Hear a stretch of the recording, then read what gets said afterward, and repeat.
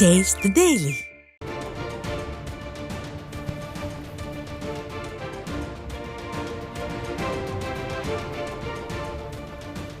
அண்மை செய்தியை பார்த்து வருகிறோம். நாளை பள்ளிகள் திறக்கப்பட உள்ள நிலையில் தங்களது போராட்டம் தொடரும் என இடைநிலை ஆசிரியர்கள் அறிவித்துள்ளனர். இதனை அண்மை செய்தியாக பார்த்து கொண்டிருக்கிறோம். சம வேளைக்கு சம ஊதியம் கேட்டு இடைநிலை ஆசிரியர்கள் 10வது நாளாக சென்னையில் தொடர்ந்து போராட்டம் நடத்தி வருகின்றனர். தேர்தல் வாக்குறுதியை நிறைவேற்ற கோரி தொடரும் இந்த போராட்டத்தில் ஆசிரியர்களின் கோரிக்கைகளை கூட கேட்காமல் அவர்களை அராஜகமான முறையில் ஸ்டாலினின் ஏவல் துறை கைது செய்தது. இந்த நிலையில் தங்கள் அளித்த தேர்தல் வாக்குறுதியை நிறைவேற்ற கோரி சென்னை சேப்பாக்கத்தில் இடைநிலை ஆசிரியர்கள் 10வது நாளாக போராட்டம் நடத்தி வருகின்றனர்.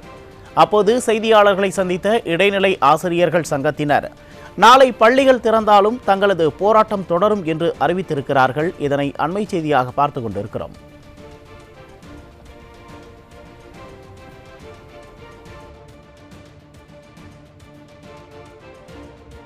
எங்கள் முதல்வர் எங்களுக்கு கரம் பற்றி வாக்கும் கொடுத்தார்.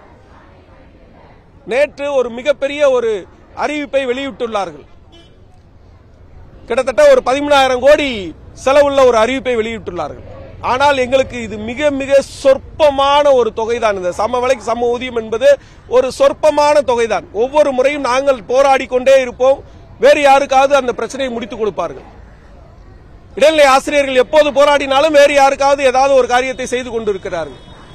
போராட்டங்கள் தொடர்ந்து நடந்து கொண்டே இருக்கிறது. ஒருவேளை போராட்டங்கள் முடிவுக்கு வரக்கூடாது என்ற ஒரு திட்டமிட்ட சதி எதுவும் நடக்கிறதா எங்களுக்கு தெரியவில்லை.